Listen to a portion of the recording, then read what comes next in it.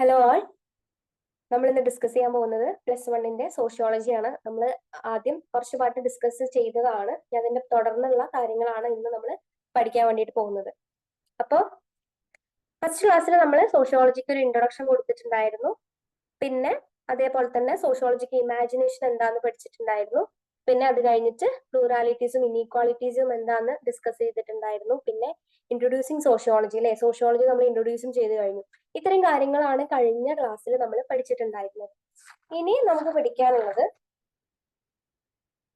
Sociology and common sense knowledge. എന്താണ് sociology and common sense knowledge എന്നുകൊണ്ട് ഉദ്ദേശിക്കുന്നത്? എന്താണ് കോമൺ സെൻസ് എന്ന് പറഞ്ഞു കഴിഞ്ഞാല് നമ്മൾ സാമാന്യ ബോധം എന്നൊക്കെ പറയാറുണ്ട് അല്ലെ. അപ്പൊ ഇവ തമ്മിലുള്ള ബന്ധമാണ് ഇവിടെ പറയുന്നത്. കോമൺ സെൻസും അതേപോലെ തന്നെ സോഷ്യോളജിയും തമ്മിലുള്ള ബന്ധം, അവയ്ക്ക് തമ്മിൽ എന്തെങ്കിലും ബന്ധം ഉണ്ടോ ഇല്ല എന്നുള്ളതാണ് ഇതിൽ നമ്മൾ ഡിസ്കസ് ചെയ്യാൻ പോകുന്നത്. നോക്കിയേ, common sense is based on purely natural and subjective explanations. തികച്ചും സ്വാഭാവികവും അതേപോലെ തന്നെ വ്യക്തിപരവുമായ വിശദീകരണങ്ങളാണ് സാമാന്യ ജ്ഞാനം എന്ന് പറയുന്നത്, അല്ലെങ്കിൽ സാമാന്യ ജ്ഞാനത്തിന്റെ അടിസ്ഥാനം എന്ന് പറയുന്നത്. അപ്പോൾ തികച്ചും സ്വാഭാവികവും വ്യക്തിപരവും എന്ന് പറഞ്ഞു കഴിഞ്ഞാൽ അതെന്താണ്? ഓരോ വ്യക്തികളെ കേന്ദ്രീകരിച്ചിട്ടുള്ളതാണ്, അല്ലെങ്കിൽ ഓരോ വ്യക്തികളെയും അടിസ്ഥാനപ്പെടുത്തിയിട്ടുള്ളതാണ്, അവരുടെ തോട്ടും കാര്യങ്ങളും. അതായത് ഒരു നിഗമനം, അതാണ് സാമാന്യ ജ്ഞാനം എന്നുകൊണ്ട് ഉദ്ദേശിക്കുന്നത്. Conclusion based on common sense may be true or false. എന്താ പറയുന്നേ? നമ്മൾ ഇപ്പൊ ഒരു നിഗമനത്തിൽ എത്തുകയാണ്, അല്ലെങ്കിൽ ഓരോ വ്യക്തികളും അല്ലെങ്കിൽ ഓരോ വ്യക്തികളെ അടിസ്ഥാനപ്പെടുത്തി കഴിഞ്ഞു കഴിഞ്ഞാൽ അവര് ഒരു തീരുമാനത്തിൽ എത്തുമ്പോൾ അത് എന്താവും? ശരിയും ആവാം തെറ്റും ആവാം. നമുക്ക് ഒരു ഉറപ്പായിട്ട് ഒരു കാര്യം എന്തില്ല, അതിൽ നമുക്ക് ക്ലാരിറ്റി വരുത്താൻ വേണ്ടിയിട്ട് പറ്റില്ല. അത് ചിലപ്പോൾ തെറ്റും ആവാം, അതേപോലെ തന്നെ ചിലപ്പോൾ അത് ശരിയാവാം. അപ്പൊ ഓരോരുത്തരുടെ അഭിപ്രായത്തിനെ അടിസ്ഥാനപ്പെടുത്തിയിട്ടിരിക്കും എന്നുള്ളതാണ് പറയുന്നത്. അപ്പൊ കോമൺ സെൻസിന് അല്ലെങ്കിൽ സാമാന്യ ജ്ഞാനത്തിന് അധിഷ്ഠിതമായ നിഗമനങ്ങൾ എന്താണ്? തെറ്റുമാവാം, ഒരേപോലെ തന്നെ ശരിയാവാം. അത് തികച്ചും എന്താണ്? സബ്ജക്റ്റീവ് ആണ്. അതിന്റെ ഒബ്സർവേഷൻ എന്ന് പറയുന്നത് സബ്ജക്റ്റീവ് ആണ് എന്നുള്ളതാണ് ഓർത്ത് വെക്കേണ്ട ഒരു കാര്യം. അതിലെ നിരീക്ഷണങ്ങൾ എന്താണ്? തികച്ചും വ്യക്തിപരവുമാണ്. അപ്പൊ അതാണ് സാമാന്യ ജ്ഞാനം എന്ന് പറഞ്ഞു കഴിഞ്ഞാല് ഓർക്കുക, അത് ഓരോ വ്യക്തികളെ അടിസ്ഥാനപ്പെടുത്തിയിട്ടിരിക്കും. മാത്രമല്ല ഓരോ വ്യക്തികളുടെ നിഗമനത്തിനെയും കൂടിയാണ് അത് പറയുന്നത്. അപ്പോൾ നിഗമനം എന്ന് പറയുന്നത് നമുക്കിപ്പോ എന്തും നിഗമനമായിട്ട് പറയാം അല്ലെ. ഇപ്പൊ എക്സാമ്പിൾ ഞാൻ പറഞ്ഞുതരാം. ഇപ്പൊ നല്ല മഴക്കാറുള്ള ഒരു ദിവസമാണെന്നുണ്ടെങ്കിൽ നമ്മൾ പറയുന്നത് ഇപ്പൊ മഴ പെയ്യോ? പെയ്യുമായിരിക്കും അല്ലെ, നമുക്ക് ഉറപ്പില്ല, അത് നമ്മളെ നിഗമനമാണ്. ഇപ്പോ നമ്മൾ അപ്പുറത്ത് മഴ പെയ്യുന്നുണ്ടെങ്കിൽ അപ്പൊ ചിലപ്പോ നമ്മളെ എന്താ പറയാ, ഇപ്പൊ നമ്മളെ അമ്മ വീട്ടിൽ ചിലപ്പോൾ മഴ പെയ്യുന്നുണ്ടായിരിക്കും, പക്ഷെ നമ്മൾ നിൽക്കുന്നിടത്ത് എന്തില്ല, മഴ പെയ്യുന്നുണ്ടായിരിക്കില്ല. പക്ഷെ നമുക്ക് മഴക്കാറുണ്ടെങ്കിൽ നമ്മൾ പറയും എന്ത്? മഴ പെയ്യാൻ ചാൻസ് ഉണ്ട് തോന്നുന്നു. അങ്ങനെ ഒരു ഊഹാപോഹം വെച്ചിട്ടാണ് നമ്മൾ എപ്പോഴും അതിനെ പറയാറ്. അപ്പൊ അത് ഉറപ്പില്ല, പെയ്യോ പെയ്യില്ലേ എന്നുള്ളത് നമുക്ക് ഉറപ്പില്ല. മഴക്കാറ് കണ്ടു കഴിഞ്ഞാൽ എന്താ, മഴ പെയ്യാൻ ചാൻസ് ഉണ്ട് എന്ന് നമ്മൾ പറയും. അതെന്താണ്? അതൊരു സാമാന്യ ജ്ഞാനമാണ്, അല്ലെങ്കിൽ ഒരു കോമൺ സെൻസ് ആണത്. ആ കോമൺ സെൻസ് വെച്ചിട്ടാണ് നമ്മളിത് പറയാം. അതിന് ഉറപ്പൊന്നുമില്ല, ചിലപ്പോൾ പെയ്യുമായിരിക്കാം, പെയ്യാണ്ടിരിക്കാം. പക്ഷേ ഇനി സോഷ്യോളജിയുടെ കേസിൽ വരുമ്പോ അതെന്തായി മാറും? ഇപ്പൊ കാലാവർഷ നിരീക്ഷകരൊക്കെ ഉണ്ടാവില്ല, അവരൊക്കെ പല ഗവേഷണങ്ങൾ നടത്തിയിട്ടാണ് മഴ പെയ്യോ ഇല്ലേ എന്നുള്ളത് അവര് നിശ്ചയിക്കുന്നത്. അപ്പൊ അതെന്താണ്? അത് സോഷ്യോളജിയിൽ പെടുന്ന ഒരു കാര്യമാണ്. അതായത് നിഗമനമല്ല, അവര് കൃത്യമായിട്ടുള്ള പഠനം നടത്തിയിട്ട് ഒരു കാര്യത്തിൽ എന്ത് ചെയ്യുക, ഉറപ്പുവരുത്തുകയാണ്. അതാണ് സോഷ്യോളജി എന്ന് പറയുന്നത്. മറ്റേതെന്തായിരിക്കും? ഒരു നിഗമനമായിരിക്കും, നമുക്ക് യാതൊരു ഉറപ്പുമില്ല, അത് തെറ്റാവാം ശരിയാവാം. പക്ഷെ സോഷ്യോളജിയുടെ കേസിൽ വരുമ്പോൾ അത് കൃത്യമായിട്ടുള്ള ഒരു പഠനം നടത്തിയിട്ടാണ് അവരെന്ത് ചെയ്യുന്നത്, തീരുമാനങ്ങൾ എടുക്കുന്നത്. അപ്പൊ അതാണ് ഈ സോഷ്യോളജിയും അതേപോലെ തന്നെ കോമൺ സെൻസും തമ്മിലുള്ള ഒരു ബന്ധം അല്ലെങ്കിൽ വ്യത്യാസം എന്ന് പറയുന്നത്. മനസ്സിലായി എന്ന് വിചാരിക്കുന്നു. നമ്മളെ സോഷ്യോളജി എന്ന് പറയുന്ന ഒരു സയന്റിഫിക് സ്റ്റഡിയാണ്. അതേപോലെ തന്നെ വെറുതെ അങ്ങോട്ട് പറയാൻ പറ്റില്ല, നമുക്ക് തെളിവുകളുടെ അടിസ്ഥാനത്തിൽ മാത്രമേ ഒരു തീരുമാനം നമുക്ക് പറയാൻ വേണ്ടിയിട്ട് പറ്റുള്ളൂ. അപ്പൊ നിങ്ങൾ മഴ പെയ്യുന്ന കാര്യം ഓർത്താൽ മതി. ഇപ്പൊ നമ്മള് ചാൻസ് ഉണ്ട് എന്ന് പറയുമ്പോൾ അത് നമ്മുടെ കോമൺ സെൻസ് ആണ്, അല്ലെങ്കിൽ ഒരു സാമാന്യ ജ്ഞാനമാണ്. അത് തികച്ചും എന്താണ്? വ്യക്തിപരമാണ്. ഇനി സോഷ്യോളജിയുടെ കേസ് എടുത്ത് നോക്കുകയാണെന്നുണ്ടെങ്കിൽ ഗവേഷണങ്ങൾ നടത്തിയിട്ടാണ് പറയുന്നത് എന്ത്, മഴ പെയ്യാൻ ചാൻസ് ഉണ്ട്. അപ്പൊ അതിനൊരു എന്താ പറയാ, ഒരു തെളിവുണ്ട് നമുക്ക് പറയാം. കാരണം അവർ പഠനങ്ങൾ നടത്തിയിട്ടാണ് തീരുമാനങ്ങൾ എടുക്കുന്നത്. അപ്പൊ ഒന്ന് വ്യക്തിപരവും അല്ല. അതായത് വ്യക്തിപരമാണെങ്കിൽ തന്നെ അതിന് എന്തുണ്ട്? അവര് അതിനെ വൃത്തിയായിട്ട് പഠിച്ചിട്ടാണ് ഒരു തീരുമാനം അവര് എടുക്കുന്നത്. Okay, sociology has A framework of concept, method of study and data എന്നാ പറയുന്നത്. ഒരു ചട്ടക്കൂടുണ്ട് എന്തിന്? സോഷ്യോളജിക്കകത്ത്. അതായത് പഠന രീതികളുടെയും അതേപോലെ തന്നെ സങ്കല്പങ്ങളുടെയും ഒക്കെ ഒരു ചട്ടക്കൂട് എന്നാ പറയുന്നത്. അതിനൊരു പഠന രീതി ഉണ്ട്. പഠന രീതി എന്ന് പറയുമ്പോൾ നമ്മൾ ഒന്നിനെ അടിസ്ഥാനപരമായിട്ട് നോക്കി നിരീക്ഷണം നടത്തിയതിനു ശേഷം മാത്രം എന്ത് ചെയ്യുക, ഒരു തീരുമാനം എടുക്കുക. Okay. The feelings of sociology can be scientifically tested എന്നാ പറയുന്നത്. അപ്പോൾ സോഷ്യോളജി പരമായിട്ട് ചിന്തിച്ചു കഴിഞ്ഞാൽ അവരത് ടെസ്റ്റ് ചെയ്തിട്ട് അല്ലെങ്കിൽ വ്യക്തമായിട്ടുള്ള പഠനങ്ങൾ നടത്തിയിട്ട് മാത്രം ഒരു തീരുമാനം പറയുന്നത്. നേരെ മറിച്ച് കോമൺ സെൻസ് ആണെന്നുണ്ടെങ്കിൽ എന്താ, അത് നമുക്ക് എന്താ പറയാ, നമ്മുടെ നിഗമനങ്ങളാണ്. അതായത് തെറ്റും ആവാം ശരിയാവാം. അപ്പൊ ഇതാണ് കോമൺ സെൻസും അതേപോലെ തന്നെ സോഷ്യോളജിയും തമ്മിലുള്ള വ്യത്യാസം. നിങ്ങൾ പോയിന്റ്സ് വായിച്ചു നോക്കുക, ടെക്സ്റ്റ് ഒപ്പം വെച്ചിട്ട് എന്ത് ചെയ്യുക, പഠിക്കാം.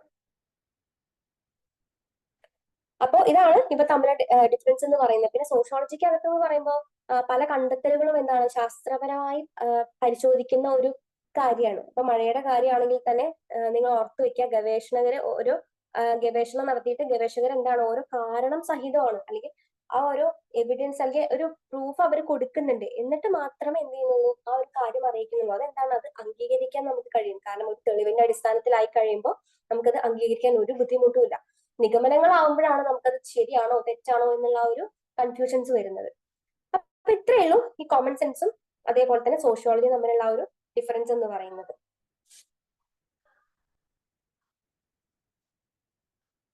Okay okay. അതിന് മുന്നേ ഒരു കാര്യം കൂടി പറഞ്ഞുതരാം. നമുക്ക് രണ്ട് ബോക്സ് ഒക്കെ ആക്കി നിങ്ങൾ വരച്ച് പഠിക്കുകയാണെന്നുണ്ടെങ്കിൽ സുഖമായിട്ട് നമുക്കിത് ചെയ്യാവുന്നതേ ഉള്ളൂ. അതായത് കോമൺ സെൻസ് നോളജ് ഒരു കോളത്തിൽ, മറ്റേ സോഷ്യോളജി വേറൊരു കോളത്തിൽ, അങ്ങനെയൊക്കെ പഠിക്കാൻ ഒന്നുകൂടെ സുഖം. അപ്പോൾ ടെക്സ്റ്റിനകത്തൊക്കെ ഉണ്ട്, നിങ്ങൾ അത് നന്നായിട്ട് വായിച്ചു നോക്കാം. അപ്പൊ ഇനി ഞാൻ ചുരുക്കത്തിൽ ഒന്നുകൂടെ പറഞ്ഞുതരാം എന്താണ് കോമൺ സെൻസ് അതേപോലെ തന്നെ എന്താണ് സോഷ്യോളജി എന്നുള്ളത്. ഓക്കെ, കോമൺ സെൻസിനകത്ത് അല്ലെങ്കിൽ സാമാന്യ ജ്ഞാനത്തിന്റെ അകത്ത് ഒരു ചട്ടക്കൂടോ അല്ലെങ്കിൽ ഒരു പുനർപരിശോധനയോ ഇല്ല എന്നുള്ളതാണ്. ഒരു ചട്ടക്കൂടില്ല. നേരെ മറിച്ച് സോഷ്യോളജി അകത്ത് എന്താണ്, ഒരു ചട്ടക്കൂടുണ്ട്. നമ്മൾ പറഞ്ഞു പഠന രീതികളുടെയും അതേപോലെ തന്നെ സങ്കല്പങ്ങളുടെയും ഒക്കെ ഒരു ചട്ടക്കൂട് സോഷ്യോളജിക്കകത്ത് വരുന്നു. ഓക്കെ, സാമാന്യ ജ്ഞാനത്തിന്റെ കാര്യം എടുത്തു കഴിഞ്ഞാൽ അതൊരു ചട്ടക്കൂടില്ല, അതുപോലെ തന്നെ പുനർപരിശോധന ഒന്നുമില്ല. നെക്സ്റ്റോ, സ്വയം പ്രതിഫലന സാധ്യതയില്ല, അതായത് നോ സെൽഫ് റിഫ്ലെക്സിവിറ്റി എന്നുള്ളതാണ്. നെക്സ്റ്റ്, കോമൺ സെൻസിന്റെ കണ്ടെത്തലുകൾ എന്ന് പറയുന്നത് ഒരിക്കലും ചോദ്യം ചെയ്യപ്പെടാറില്ല എന്നുള്ളതാണ്. ആരും ക്വസ്റ്റ്യൻ ചെയ്യില്ല ആ ഒരു സംഭവത്തിന്. പിന്നെയോ, എന്തുകൊണ്ട് നമ്മളത് വിശ്വസിക്കണം? ഇതൊരു കാര്യം നമ്മൾ കേൾക്കുമ്പോൾ അത് വിശ്വസിക്കണോ വേണ്ടേ, അല്ലെങ്കിൽ നിർബന്ധമായിട്ട് നമ്മളത് വിശ്വസിക്കണം എന്നൊരു എന്താ പറയുക നിർബന്ധവും കാര്യങ്ങളൊന്നുമില്ല. അല്ലെങ്കിൽ എന്തുകൊണ്ട് നിങ്ങൾ അത് വിശ്വസിക്കണം എന്നൊരു ചോദ്യമൊന്നും അവിടെ ഇല്ല, അതിനൊന്നും പ്രസക്തി ഇല്ല എന്നുള്ളതാണ്. ഇനി സാമൂഹ്യശാസ്ത്രത്തിന്റെ അല്ലെങ്കിൽ സോഷ്യോളജിയുടെ കാര്യം എടുത്തു നോക്കിക്കഴിഞ്ഞാൽ ശാസ്ത്രീയപരമായ രീതിശാസ്ത്രം അവർ ഉപയോഗിക്കുന്നുണ്ട് എന്നുള്ളതാണ് മനസ്സിലാക്കേണ്ട കാര്യം. പിന്നെയോ, ചിട്ടയായ ചോദ്യങ്ങൾ അവർ എന്ത് ചെയ്യുന്നുണ്ട്, ഉപയോഗിക്കുന്നുണ്ട്. പിന്നെ പഠന രീതികളുടെയും അതുപോലെ തന്നെ വിവര ശേഖരണത്തിന്റെയും ഒരു ചട്ടക്കൂടാണ് എന്ത് സോഷ്യോളജി ഉപയോഗിക്കുന്നത്. നമ്മൾ പറഞ്ഞു കോമൺ സെൻസിൽ എന്തില്ല, യാതൊരു വിധത്തിലുള്ള ചട്ടക്കൂടില്ല, പുനർപരിശോധന ഇല്ല. പക്ഷെ സോഷ്യോളജിക്കകത്തോ പഠന രീതികളുടെയും വിവര ശേഖരണത്തിന്റെയും ചട്ടക്കൂട് അവരെന്ത് ചെയ്യുന്നുണ്ട്, യൂസ് ചെയ്യുന്നുണ്ട്. പിന്നെയോ, കണ്ടെത്തലുകളെ വീണ്ടും ശാസ്ത്രീയപരമായ പരിശോധനയ്ക്ക് അവരെന്ത് ചെയ്യുന്നുണ്ട്, വിധേയമാക്കുന്നുണ്ട്. കാരണം അവർ കണ്ടെത്തിയിട്ടുള്ള ഒരു കാര്യം, സോഷ്യോളജി കണ്ടെത്തിയിട്ടുള്ള ഒരു കാര്യം അവർ വീണ്ടും ശാസ്ത്രീയപരമായ പരിശോധനയ്ക്ക് എന്നാ പറയുന്നത്. അവർ വീണ്ടും വീണ്ടും അത് എന്ത് ചെയ്യുന്നുണ്ട്, പരിശോധനയ്ക്ക് വിധേയമാക്കുന്നുണ്ട് എന്നുള്ളതാണ്. പിന്നെ അറിവിന്റെ യാഥാർത്ഥ്യം അറിയാൻ വേണ്ടിയിട്ട് അവർ ശ്രമിക്കുന്നുണ്ട്. സോഷ്യോളജി വെറുതെ അങ്ങോട്ട് കേട്ടിട്ട് വെറുതെ അങ്ങോട്ട് സമ്മതിക്കാനൊന്നും പറ്റില്ല എന്ന് പറഞ്ഞ പോലെ വെറുതെ അങ്ങോട്ട് അംഗീകരിക്കാൻ അവരെ കൊണ്ട് പറ്റില്ല, സോഷ്യോളജിനെ കൊണ്ട് പറ്റില്ല. കാരണം അതിന് പകരം അവരെന്ത് ചെയ്യുന്നുണ്ട്, വ്യക്തമായിട്ട് അതിന്റെ യാഥാർത്ഥ്യത്തെ തിരിച്ചറിഞ്ഞിട്ടാണ് അവരെന്ത് ചെയ്യുന്നത്, ഓരോ കാര്യങ്ങളും അല്ലെങ്കിൽ ഓരോ കണ്ടെത്തലുകളും അവർ അക്സെപ്റ്റ് ചെയ്യുന്നത് എന്നുള്ളതാണ്. അപ്പൊ ഇതാണ് എന്താണ് കോമൺ സെൻസും അതേപോലെ തന്നെ സോഷ്യോളജിയും തമ്മിലുള്ള ഒരു ബന്ധം. അടുത്ത് നോക്കിക്കേ, എക്സ്പ്ലനേഷൻ അബൌട്ട് പോവർട്ടി. എന്താ പോവർട്ടി എന്ന് പറഞ്ഞാൽ ദാരിദ്ര്യമാണ് അല്ലെ. അപ്പൊ ഞാനിവിടെ കോളം ഇല്ല, രണ്ട് പാർട്ടാക്കി കൊടുത്തിട്ട് നോക്കി, common sense of natural explanation അതേപോലെ തന്നെ സോഷ്യോളജിക്കൽ എക്സ്പ്ലനേഷൻ. അപ്പൊ ഞാൻ ബോൾഡാക്കി കൊടുത്തിരുന്ന പീപ്പിൾ ആർ ബിക്കോസ്, അതായത് ഇവിടെ പോവർട്ടിയുടെ കാര്യം എങ്ങനെയാണ് കോമൺ സെൻസും അതേപോലെ തന്നെ സോഷ്യോളജിയും കാണുന്നത് എന്നുള്ളതാണ്. പീപ്പിൾ ആർ ബിക്കോസ് ഞാൻ അവിടെ കൊടുക്കാൻ കാരണം, അതായത് പീപ്പിൾ ആർ പുവർ. ഓക്കെ, പോവർട്ടിയുടെ കാര്യമാണ് പറയുന്നത്. അതായത് പീപ്പിൾ ആർ പുവർ ബിക്കോസ് എന്തുകൊണ്ടാണ് ജനങ്ങൾ പാവപ്പെട്ടവരാവുന്നത് എന്നുള്ളതാണ്. ഓക്കെ, ശ്രദ്ധിക്കുക, എക്സ്പ്ലനേഷൻ അബൌട്ട് പോവർട്ടി, അതായത് ദാരിദ്ര്യത്തിന്റെ എക്സ്പ്ലനേഷൻ ആണ് നമ്മൾ പറയുന്നത്.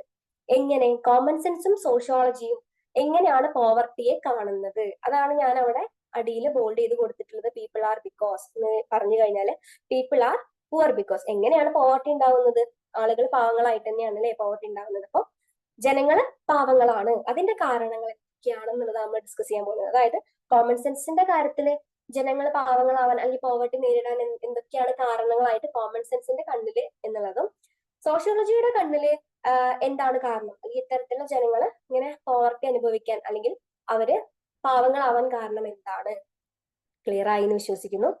ഫസ്റ്റ് പോയിന്റ് നോക്കിയേ. കോമൺ സെൻസിന്റെ കണ്ണില് ജനങ്ങള് പാവങ്ങളാണെന്ന് പറയാനുള്ള കാരണങ്ങൾ എന്താ, അല്ലെങ്കിൽ അവര് പോവർട്ടി അനുഭവിക്കുന്നുണ്ടെന്ന് പറയാനുള്ള കാരണങ്ങൾ എന്താ നോക്കിയേ. ഫസ്റ്റ് പോയിന്റ് എന്താ, ഞാൻ പറയാം. People are poor because they are afraid of doing work എന്നാ പറയുന്നത്. അവരെന്താണ്, വർക്ക് ചെയ്യാൻ അവർക്കൊരു പേടി, അല്ലെ? എന്താണ്, ചിലവർക്ക് ഉണ്ടാവും, ഫസ്റ്റ് ടൈം ഒക്കെ ജോലി ചെയ്യുന്നവർക്കൊക്കെ ഉണ്ടാവും എന്ത്, ഒരു പേടി, വെറുതെ ഒരു പേടിയാ, അല്ലെ? പിന്നെ ശീലിച്ചവർക്ക് അത് കുഴപ്പമില്ല, എന്നാലും എന്താ പറയാ, പേടിയുള്ളവരൊക്കെ ഉണ്ട് നമ്മുടെ ഈ സമൂഹത്തിൽ. രണ്ടാമത്തെ പോയിന്റ് എന്താ, they come from problem family. എന്താ പറയുന്നേ, ചിലർ അങ്ങനെയല്ലേ, എന്താ പണിക്കൊന്നും പോകില്ല, തീരെ പണിയെടുക്കില്ല, മടിയുള്ള കൂട്ടത്തിലായിരിക്കും. അപ്പൊ കോമൺ സെൻസ് പറയാണ്, ചിലർക്ക് പേടിയായിട്ടായിരിക്കാം അങ്ങനെ ഒരു പോവർട്ടി, പണിയില്ലാതെ പോവർട്ടിയിലേക്ക് അവർ എത്തിച്ചേരുന്നത്. അല്ലെങ്കിലോ ചിലര് പണിക്കൊന്നും പോകില്ല, വർക്കും ചെയ്യില്ല, അങ്ങനെ മടി പിടിച്ചെന്താ ചൊറിയും കുത്തി വീട്ടിലിരിക്കുന്ന ഒരു പ്രവണത നമ്മൾ കാണാറുണ്ട്. അപ്പൊ ചിലപ്പോൾ അതുകൊണ്ടൊക്കെ ആയിരിക്കാം, അവർക്ക് ഒരു ഇൻട്രസ്റ്റ് അതിൽ ഉണ്ടാവില്ല, അതുകൊണ്ടായിരിക്കാം അവർ വർക്കിന് പോവാത്തത്. മൂന്നാമത്തെ പോയിന്റോ, they are unable to budget properly. എന്താണ്, വരവ് ചെലവ് കൊണ്ടുപോകാൻ അറിയാത്തതുകൊണ്ടായിരിക്കും, അല്ലെ? നമുക്ക് ചിലപ്പോൾ വരവേ ഉണ്ടാവും, നമുക്ക് ചിലപ്പോൾ ചെലവേ ഉണ്ടാവുള്ളൂ, വരവ് ഉണ്ടാവില്ല. നമ്മളുടെ കയ്യിൽ ചിലപ്പോൾ എന്ത് ചെയ്യുക, പൈസ നിൽക്കുന്നുണ്ടാവില്ല, അല്ലെ? ഫുൾ ചെലവായിരിക്കും. ചിലർ അങ്ങനെയാണ്, വരവ് ചെലവ് ഒരു ഒന്ന് മെയിൻറ്റെയിൻ ചെയ്യാൻ അറിയാത്ത ആളുകളായിരിക്കും ചിലർ. അതുകൊണ്ടായിരിക്കും എന്ത്, ഇത്തരത്തിലുള്ള ഈ ഒരു പ്രശ്നം, പോവർട്ടി അല്ലെങ്കിൽ പാവം എന്നുള്ള ആ ഒരു ഇതിലേക്ക് വരുന്നത് എന്നുള്ളതാണ്. നാലാമത്തെ point, they suffer from low intelligence and competency. അതായത് ചിലർക്ക് എന്താണ്, ബുദ്ധി ഉണ്ടാവില്ല, മണ്ടനായിരിക്കും, അവനൊരു മണ്ടനാണ്, അതുകൊണ്ടായിരിക്കും അവന് വർക്കിന് പോവാത്തതും അവൻ എന്തില്ലാത്തതും. ഒരു ഫിനാൻഷ്യൽ സ്റ്റെബിലിറ്റി അല്ലെങ്കിൽ പണിക്കൊന്നും പോവാത്തതുകൊണ്ടാണ്, അല്ലെങ്കിൽ ഒരു ബുദ്ധി ഇല്ലാത്തതുകൊണ്ടാണ്, മണ്ടനായതുകൊണ്ടാണ് അവൻ വർക്കിനൊന്നും പോവാത്തത്. അതുകൊണ്ടായിരിക്കാം അവർക്ക് ഈ ഒരു എന്താ പറയാ, അവര് പാവങ്ങളായിട്ടും അതേപോലെ തന്നെ ഒരു പോവർട്ടിയിലേക്കും അവനെ നയിക്കുന്നത്. അപ്പൊ ഇത്രയാണ് കോമൺ സെൻസിന്റെ കണ്ണില് ആളുകള് എന്താണ്, പാവപ്പെട്ടവരാവാനുള്ള കാരണം. പാവപ്പെട്ടവരാവാന്ന് പറയുമ്പോൾ വർക്ക് ചെയ്യുന്നില്ലെങ്കിൽ നമുക്ക് എന്താണ്, നമുക്ക് ഇൻകം ഉണ്ടാവില്ല, അങ്ങനെയാകുമ്പോ എന്ത് ചെയ്യും, എന്ത് വരും, പോവർട്ടി നമ്മൾ അനുഭവിക്കേണ്ടി വരും. നെക്സ്റ്റ് സോഷ്യോളജിക്കൽ എക്സ്പ്ലനേഷനിലേക്ക് വരുമ്പോൾ എന്താ, പീപ്പിൾ ആർ പുവർ ബിക്കോസ് എന്താണ്, the structure of inequality in class society എന്നാ പറയുന്നത്. ഓക്കെ, സൊസൈറ്റിക്കകത്ത് സമൂഹത്തിനകത്തുള്ള ഒരു ഇൻഇക്വാളിറ്റി, എന്താ, അസമത്വങ്ങൾ, അതുപോലെ തന്നെ സ്ട്രക്ചർ, ഘടന, അല്ലെ, സാമൂഹ്യ ഘടന, അതിലുണ്ടാവുന്ന മാറ്റങ്ങളും അതേപോലെ തന്നെ ഇൻഇക്വാളിറ്റി, അസമത്വങ്ങളൊക്കെയാണ് ജനങ്ങൾ എന്ത് ചെയ്യാൻ കാരണം, പുവർ ആവാൻ വേണ്ടിയിട്ടുള്ള കാരണം. നമ്മൾ ആദ്യത്തിൽ എന്താ പറഞ്ഞത്, ഓരോ വ്യക്തിപരമായിട്ടുള്ള കാര്യങ്ങളാണ് നമ്മൾ പറഞ്ഞത്, അല്ലെ? അതായത് ചിലപ്പം വരവ് ചെലവ് ഒരുമിച്ച് കൊണ്ടുപോകാൻ പറ്റുന്നുണ്ടാവില്ല, പിന്നെ അതേപോലെ തന്നെ ബുദ്ധിയില്ല, മണ്ടനായിരിക്കാം, ചിലർക്ക് പേടിയായിരിക്കാം, അതെ ചിലരെന്താണ് വർക്ക് എടുക്കില്ല, വർക്കിന് പോവില്ല. അങ്ങനെയാണ് കോമൺ സെൻസിന് നമ്മൾ പറഞ്ഞതെങ്കിൽ സോഷ്യോളജിയിൽ എത്തിച്ചേരുമ്പോ, സോഷ്യോളജിക്കൽ എക്സ്പ്ലനേഷനിൽ എത്തി നിൽക്കുമ്പോൾ എന്താണ്, സൊസൈറ്റിക്കകത്തെ സ്ട്രക്ചറും അതേപോലെ തന്നെ ഇൻഇക്വാളിറ്റി ഒക്കെയാണ് ഈ ഒരു ജനങ്ങളെ പുവർ ആവാൻ വേണ്ടിയിട്ടുള്ള കാരണം. രണ്ടാമത്തതോ, chronic and irregularity of work. എന്താണ്, ജോലിക്ക് ഒരു സ്ഥിരത ഇല്ലായ്മ. ഓക്കെ, ജോലിക്ക് ഒരു സ്ഥിരത ഇല്ലായ്മ എന്ന് പറഞ്ഞു കഴിഞ്ഞാൽ ഇപ്പൊ ചിലരൊക്കെ വർക്കിന് കയറി കഴിഞ്ഞാല് ചിലപ്പോൾ 1-2 മാസം നിൽക്കും, പിന്നെ അടുത്തത് നോക്കും. ചിലർക്ക് എന്താണ്, അതൊരു മടുപ്പാണ്, അല്ലെ? അതെ, ഒരേ സ്ഥലത്ത് തന്നെ ജോലി, ഒരേ കൊളീഗ്സ്, അതേപോലെ തന്നെ ഒരേ അറ്റ്മോസ്ഫിയർ, ആംബിയറൻസ്, അങ്ങനെയൊക്കെ ആകുമ്പോൾ ചിലർക്ക് ഒരു മടുപ്പാ. അപ്പൊ അവരെന്ത് ചെയ്യും, ഉടനെ അടുത്ത് നോക്കും. അപ്പൊ അങ്ങനെ ജോലിക്ക് ഒരു സ്ഥിരതയില്ലായ്മയാണ് ഇത്തരത്തിലൊരു പോവർട്ടിയിലേക്ക് ആളുകളെ എത്തിക്കുന്നത് എന്നുള്ളതാണ് സോഷ്യോളജിക്കൽ എക്സ്പ്ലനേഷൻ, രണ്ടാമത്തെ പോയിന്റ്. മൂന്നാമത്തതോ, ലോ വേജസ്. ലോ വേജസ് എന്ന് പറഞ്ഞാൽ എന്താ, വളരെ തുച്ഛമായിട്ടുള്ള വരുമാനം അല്ലെങ്കിൽ വേതനം, കൂലി. നമ്മൾ വർക്ക് ചെയ്യുമ്പോൾ തുച്ഛമായിട്ടുള്ള കൂലി, അതാണ് മൂന്നാമത്തെ റീസൺ. ചിലർക്ക് എന്താണ്, നമ്മൾ ഈ നാട്ടിലൊക്കെ സാലറി കുറവാണ്, അല്ലെ? എന്തൊരു വർക്ക് ആണെങ്കിലും എടുത്തു നോക്കി കഴിഞ്ഞാലും സാലറി വളരെയധികം കുറവാണ്. അപ്പൊ അതും എന്താണ്, ഈ ഒരു ആളുകളെ പാവപ്പെട്ടവരാക്കാൻ കാരണമാകുന്നു. Next, lack of opportunity. അത് വലിയൊരു ഘടകമാണ്, ലാക്ക് ഓഫ് ഓപ്പർച്യൂണിറ്റി. സോഷ്യോളജിക്കൽ വ്യൂവിൽ എന്താണ് ലാക്ക് ഓഫ് ഓപ്പർച്യൂണിറ്റി എന്ന് പറയുന്നത്, അതായത് എന്താണ്, അവർക്ക് അവസരം ഇല്ല. അവസരം ഇപ്പൊ ഓരോരുത്തർക്കും ഇപ്പൊ കുറേ പേര്, ഇപ്പൊ നമ്മളൊക്കെ ഈ പഠനം കഴിഞ്ഞു കഴിഞ്ഞാൽ എന്താ നിങ്ങൾ ആരെങ്കിലും ചിന്തിച്ചിട്ടുണ്ടോ? ഇപ്പൊ +2 ആയാലും ഡിഗ്രി ആയാലും ഇപ്പൊ PG ആയി കഴിഞ്ഞു കഴിഞ്ഞാലും അതൊക്കെ കോഴ്സും അല്ലെങ്കിൽ നമ്മൾ കോളേജ് പരമായിട്ടുള്ള അല്ലെങ്കിൽ വിദ്യാഭ്യാസം കഴിഞ്ഞു കഴിഞ്ഞാൽ എന്ത് എന്നുള്ളത് നിങ്ങൾ ചിന്തിച്ചിട്ടുണ്ടോ? നമുക്ക് ഇപ്പോ എന്ന് പറഞ്ഞു കഴിഞ്ഞാൽ ഇങ്ങനെ പഠിക്കുക, എക്സാം എഴുതുക, പാസ്സാകുക, ഇനിയിപ്പോ 10 +1 +2 ഉണ്ടല്ലോ, +1 ആണെങ്കിൽ ഓക്കെ, ഡിഗ്രി ഉണ്ടല്ലോ, ഇനിയിപ്പോ ഡിഗ്രി കഴിഞ്ഞിട്ട് വർക്ക് നോക്കുന്നവരാണെങ്കിൽ അങ്ങനെ, അല്ലെങ്കിൽ PG കൂടി ഉണ്ടല്ലോ, അങ്ങനെയൊക്കെ നമ്മുടെ മൈൻഡിലേക്ക് വരും. പക്ഷെ അപ്പോഴും നമ്മൾ വർക്കിനെ കുറിച്ച് എപ്പോഴെങ്കിലും ആലോചിച്ചിട്ടുണ്ടോ? അല്ലെങ്കിൽ ഞാൻ എപ്പോഴാണ് വർക്ക് ചെയ്യാൻ, എനിക്ക് നല്ല ജോലി കിട്ടുമോ, എങ്ങനെയാണ് അത് കിട്ടുക, എനിക്ക് എത്തിച്ചേരുന്നതിനെ കുറിച്ച് നമ്മൾ എപ്പോഴും ചിന്തിച്ചിട്ടുണ്ടോ? നിങ്ങൾ ചിന്തിച്ച് നോക്കാട്ടോ. നമുക്ക് എന്താണ് അവസരങ്ങൾ കുറവാണ്. സോഷ്യോളജിക്കൽ എക്സ്പ്ലനേഷനിൽ എന്താ അവർ പറയുന്നത്? നമുക്ക് അവസരങ്ങൾ കുറവാണ്. അതായത് നമുക്ക് ഇപ്പോ വർക്കിന് പോയി കഴിഞ്ഞു കഴിഞ്ഞാൽ തന്നെ അവർ വർക്ക് തന്നാലും നമുക്ക് അത് കിട്ടുള്ളൂ, അല്ലെ? നമ്മൾ വർക്ക് ചെയ്താലും നമുക്ക് എന്തെങ്കിലും സാലറി കിട്ടുള്ളൂ, അല്ലെങ്കിൽ വേതനം കിട്ടുള്ളൂ. അപ്പൊ നമുക്ക് എന്താ വേണ്ടത്? സാലറി കിട്ടണമെന്നുണ്ടെങ്കിൽ നമ്മൾ അതിലേക്ക് ഇറങ്ങിത്തിരിക്കണം. ഇറങ്ങിത്തിരിച്ചാൽ മാത്രം മതി. നമുക്ക് അവസരങ്ങൾ കിട്ടണ്ടേ, ഓപ്പർച്യൂണിറ്റീസ് കിട്ടണം. എന്നാൽ മാത്രമേ നമുക്ക് എന്ത് ചെയ്യാൻ പറ്റുള്ളൂ? വർക്ക് ചെയ്യാൻ പറ്റുള്ളൂ, ഒരു കുടുംബം മുന്നോട്ട് കൊണ്ടുപോകാൻ പറ്റത്തുള്ളൂ. അപ്പോ ഇത് രണ്ടും നന്നായിട്ട് പഠിച്ചു വെക്കാം. പിന്നെ ഈ ഒരു കാര്യം എന്ന് പറഞ്ഞു കഴിഞ്ഞാൽ പോവർട്ടി ബേസ്ഡ് മാത്രമാണ് കേട്ടോ. കോമൺ സെൻസിനെയും സോഷ്യോളജിക്കൽ വ്യൂസിനെയും നമ്മൾ എന്ത് ചെയ്ത് ക്ലാസിഫൈ ചെയ്തിട്ടുള്ളത് പോവർട്ടിയുടെ കാര്യത്തിൽ മാത്രമാണ്. അപ്പോൾ അല്ലാണ്ടും നമ്മളടുത്ത് ചോദിക്കുന്ന എക്സാമിന് ചോദിക്കാൻ ചാൻസ് ഉണ്ട് ഈ സാമാന്യ ബോധവും സോഷ്യോളജിക്കൽ എക്സ്പ്ലനേഷൻ, അല്ലെങ്കിൽ സാമൂഹ്യ ശാസ്ത്രവും സാമാന്യ ബോധവും തമ്മിലുള്ള വ്യത്യാസം. അപ്പൊ ഞാൻ പറഞ്ഞ പോലത്തെ ആ ഒരു പോയിന്റ് എഴുതുക. എന്ത് നമ്മൾ പറഞ്ഞു? ചട്ടക്കൂട് ഇല്ല എന്തിന്? സാമാന്യ ജ്ഞാനത്തിന്. അതേപോലെ തന്നെ സാമൂഹ്യ ശാസ്ത്രത്തിനാണെന്നുണ്ടെങ്കിൽ എന്താ, നമ്മൾ ഈ പറഞ്ഞ പോലെ എന്തുണ്ട്? ഒരു ചട്ടക്കൂട് ഉണ്ട് എന്നുള്ളതാണ്. അപ്പൊ ആ കാര്യങ്ങളാണ് നിങ്ങൾ എഴുതേണ്ടത്. പോവർട്ടി ബേസിൽ ചോദിക്കുകയാണെന്നുണ്ടെങ്കിൽ മാത്രം എന്ത് ചെയ്യുക? ഈ പറഞ്ഞ കാര്യങ്ങളൊക്കെ എഴുതുക. അതായത് ഇന്ന കാര്യങ്ങൾ കൊണ്ടൊക്കെയാണ് കോമൺ സെൻസിന്റെ കണ്ണില് ആളുകൾ പാവങ്ങളായത്, ഇന്ന കാര്യങ്ങളോടാണ് സോഷ്യോളജിക്കൽ എക്സ്പ്ലനേഷനിൽ ഇന്ന കാര്യങ്ങൾ കൊണ്ടാണ് ആളുകൾ പൂറാവുന്നത് നിങ്ങൾ എഴുതി വെക്കാം. ഇനി കോമൺ സെൻസും സോഷ്യോളജിക്കൽ എക്സ്പ്ലനേഷനും ചോദിച്ചു കഴിഞ്ഞു കഴിഞ്ഞാൽ നിങ്ങൾക്ക് ഇത് എക്സാമ്പിൾ ആയിട്ട് വേണമെങ്കിൽ എന്ത് ചെയ്യാം? നിങ്ങൾ ആൻസർ ഷീറ്റ് ഉൾപ്പെടുത്താവുന്നതാണ് കേട്ടോ. പോവർട്ടി എക്സ്പ്ലനേഷൻ അബൌട്ട് പോവർട്ടി, അല്ലെങ്കിൽ ദാരിദ്ര്യത്തിന്റെ കേസിൽ കോമൺ സെൻസും സോഷ്യോളജിക്കൽ അല്ലെങ്കിൽ സാമൂഹ്യ ശാസ്ത്രവും അതേപോലെ തന്നെ സാമാന്യ ബോധവും ഇപ്രകാരമൊക്കെയാണ് പറയുന്നത്. രണ്ടും രണ്ട് കോൺസെപ്റ്റ് ആണ് എന്നുള്ളത് തന്നെ എഴുതി വെച്ചോളാം. അപ്പൊ ഇത്രയും കാര്യങ്ങൾ മനസ്സിലായിട്ടുണ്ടെന്ന് വിചാരിക്കുന്നു. സോഷ്യോളജിയും കോമൺ സെൻസ് നോളജും. ഓക്കെ അല്ലേ? അടുത്തത് yes, the role of intellectual ideas and material issues in the making of sociology. ഇനി സോഷ്യോളജി ഉണ്ടാക്കാൻ, അല്ലെങ്കിൽ സോഷ്യോളജി എന്ന് പറയുന്ന സബ്ജക്ട് വരാനുണ്ടായിട്ടുള്ള കാരണങ്ങളാണ് അടുത്തത് പറയുന്നത്. അപ്പൊ നോക്കിയേ, റോൾ ഓഫ് ഇന്റലക്ച്വൽ ഐഡിയാസും അതേപോലെ തന്നെ മെറ്റീരിയൽ ഇഷ്യൂസും. ഇന്റലക്ച്വൽ ഐഡിയാസ് എന്നാ പറയുന്നത്, അല്ലെ? അപ്പൊ ഇന്റലക്ച്വൽ ഐഡിയാസ് വേറെ, അതുപോലെ തന്നെ മെറ്റീരിയൽ ഇഷ്യൂസ് എന്താണ്? വേറെയാണ്. നോക്കിയേ, ഇന്റലക്ച്വൽ ഐഡിയാസ് എന്തൊക്കെയാണ്? നോക്കിയേ, major intellectual ideas. Okay, theory of evolution. എന്താ തിയറി ഓഫ് എവല്യൂഷൻ കേട്ടിട്ടുണ്ടോ? പരിണാമ സിദ്ധാന്തം. ആരുടെയാ പരിണാമ സിദ്ധാന്തം? ഡാർവിന്റെ ആണ്, അല്ലെ? ഡാർവിന്റെ പരിണാമ സിദ്ധാന്തം നിങ്ങൾ കേട്ടിട്ടുണ്ടാവും എന്തായാലും. എന്തായാലും നമ്മൾ കുഞ്ഞു ക്ലാസ്സിലെ ജിറാഫിന്റെ കാര്യങ്ങളൊക്കെ നമ്മൾ പഠിച്ചിട്ടുണ്ട്. അപ്പൊ അതിനെയാണ് സംഭവം. ഡാർവിന്റെ തിയറി എന്താണ്? The early travelers, colonial administrators developed scientific theories of natural evolution. അതായത് ആദ്യകാല സഞ്ചാരികളും അതേപോലെ തന്നെ കൊളോണിയൽ ഭരണാധികാരികളും പ്രകൃതി പരിണാമത്തിന്റെ ശാസ്ത്രീയ സിദ്ധാന്തങ്ങൾ വികസിപ്പിച്ചെടുത്തിട്ടുണ്ട് എന്നാ പറയും. Okay, this has been sociologist and social anthropologist to study about the pre modern societies. അപ്പോൾ സോഷ്യോളജിസ്റ്റിനെയും അതേപോലെ തന്നെ ആന്ത്രോപോളജിസ്റ്റിനെയും ഒക്കെ ആധുനിക സമൂഹങ്ങളെ കുറിച്ച് പഠിക്കാൻ അത് എന്ത് ചെയ്തു? വളരെയധികം അത്തരത്തിലുള്ള ഒരു ശാസ്ത്രീയ സിദ്ധാന്തങ്ങൾ എന്ത് ചെയ്തിട്ടുണ്ട്? ഹെൽപ്പ് ചെയ്തിട്ടുണ്ട് എന്നുള്ളതാണ്. Okay, evolution, theory of evolution. Okay, അപ്പൊ തിയറി ഓഫ് എവല്യൂഷൻ അല്ലെങ്കിൽ എവല്യൂഷന്റെ അടിസ്ഥാനത്തിൽ സമൂഹത്തിനെ എന്താക്കിയിട്ടുണ്ട്? മൂന്നാക്കി തിരിച്ചിട്ടുണ്ട് എന്നുള്ളതാണ്. മൂന്നാക്കി, അതായത് പണ്ട് കാലങ്ങളിൽ സമൂഹത്തിനെ മൂന്നാക്കി തിരിച്ചിട്ടുണ്ട് ഈ ഒരു എവല്യൂഷന്റെ ഭാഗമായിട്ട്. ഏതൊക്കെയാണ്? നിങ്ങൾ നായാടി സമൂഹങ്ങളെ കുറിച്ച് കേട്ടിട്ടുണ്ടോ? നായാടി സമൂഹങ്ങള്. അപ്പൊ അത്തരത്തിലുള്ള വിഭാഗത്തിൽപ്പെട്ട ആളുകൾ ഉണ്ടായിരുന്നു പണ്ട്. ഓക്കെ, അപ്പൊ നായാടി സമാഹരണ സമൂഹങ്ങൾ എന്നാ പറയുന്നത്. അത് അവരായിരുന്നു ആദ്യകാലങ്ങളില് ആദ്യത്തേത്. രണ്ടാമത് പിന്നീട് അവർ ഏതിലേക്ക് വന്നു? ഇടയ കർഷക സമൂഹങ്ങളായിട്ട് മാറി.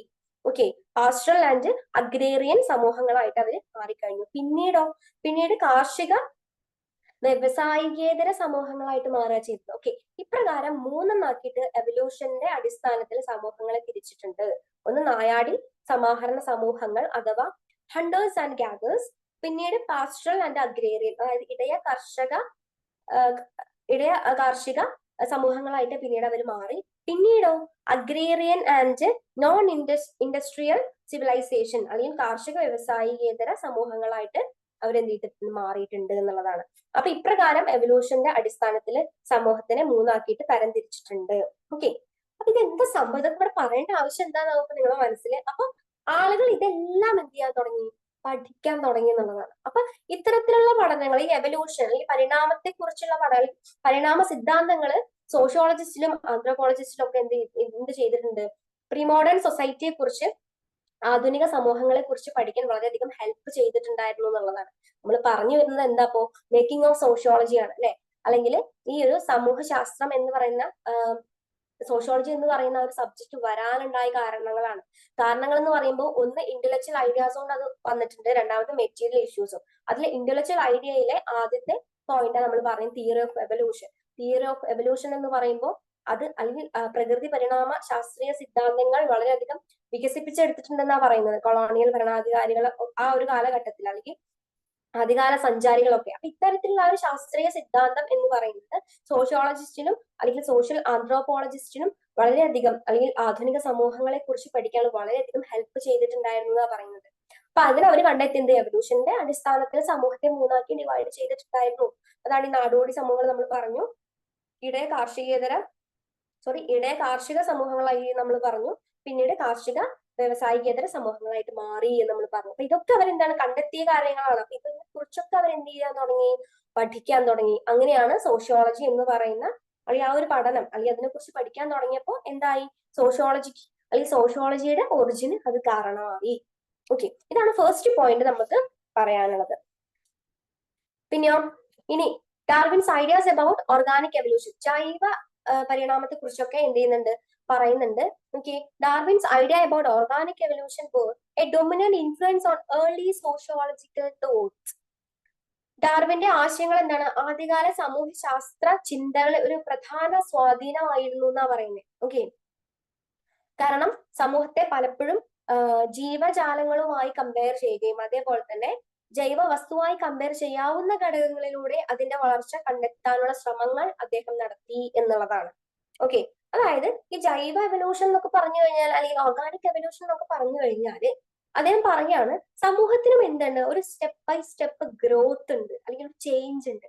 ഇപ്പൊ നോക്കിയാൽ നിങ്ങൾ ഒരു ചെടിയുടെ കാര്യം എടുത്ത് നോക്കിക്കഴിഞ്ഞാൽ ഒരു ചെടി എങ്ങനെ ഉണ്ടാവുന്നത്, നമ്മൾ അത് വിത്ത് പാവും, അത് ചെറിയ ചെറിയ മുള വരും അല്ലെ, പിന്നീട് അതിന് എന്ത് ചെയ്യും, ഒരു തൈ ആയിട്ട് മാറും, പിന്നെ എന്ത് ചെയ്യും, പൂ വരും, പിന്നെ അത് മൊട്ടാവും, പിന്നെ അത് പൂ വരും, പിന്നെ അത് എന്തും കായാവും. അതൊക്കെ സ്റ്റെപ്പ് ബൈ സ്റ്റെപ്പ് ആയിട്ടുള്ള എന്താണ് ഓരോ ഗ്രോത്തുകളാണ്. ഇപ്പൊ മനുഷ്യന്റെ കേസ് എടുത്ത് നോക്കി നിങ്ങള്, ശിശു, കൗമാരം, യുവാവ്, പിന്നെ മധ്യവയസ്കൻ, വർദ്ധിക്കും, അങ്ങനെ ഇങ്ങനെ സ്റ്റെപ്പ് ബൈ ഗ്രോത്ത് ആണ്. അപ്പൊ സമൂഹത്തിനും എന്തുണ്ട്, ആ ഒരു സ്റ്റെപ്പ് ബൈ സ്റ്റെപ്പ് ഗ്രോത്ത് ഉണ്ട്. ഇവരൊക്കെ എന്താണ് സമൂഹത്തിൽ അടങ്ങിയിട്ടുള്ള കാര്യങ്ങളാണ്. അപ്പൊ നമുക്ക് സമൂഹത്തിനും സൊസൈറ്റിക്കകത്തും അത്തരത്തിലുള്ള ഒരു ഗ്രോത്ത് ഉണ്ട് എന്നുള്ള ഈ ഒരു ഓർഗാനിക് എവല്യൂഷൻ എന്നോടുകൂടി അദ്ദേഹം ഉദ്ദേശിക്കുന്നത്. അത് നിങ്ങൾ നന്നായിട്ട് വായിക്കുക, ടെക്സ്റ്റ് ബുക്ക് നന്നായിട്ട് വായിക്കുക, അപ്പൊ നിങ്ങൾക്ക് കുറച്ചുകൂടി മനസ്സിലാവും.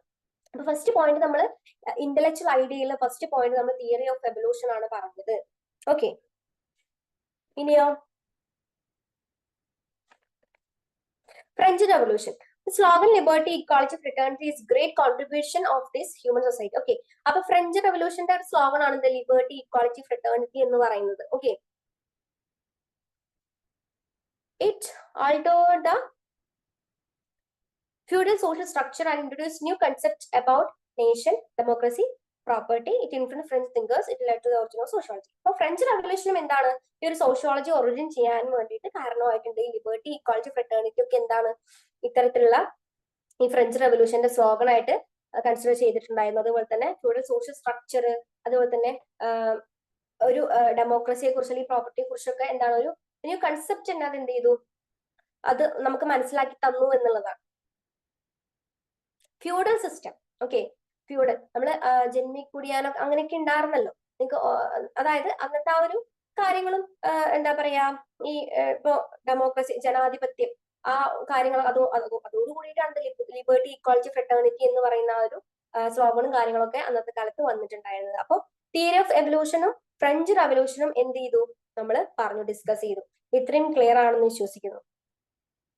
നിങ്ങൾ ആ എഴുതിയതൊന്ന് വായിച്ചു നോക്കിയ രണ്ടും.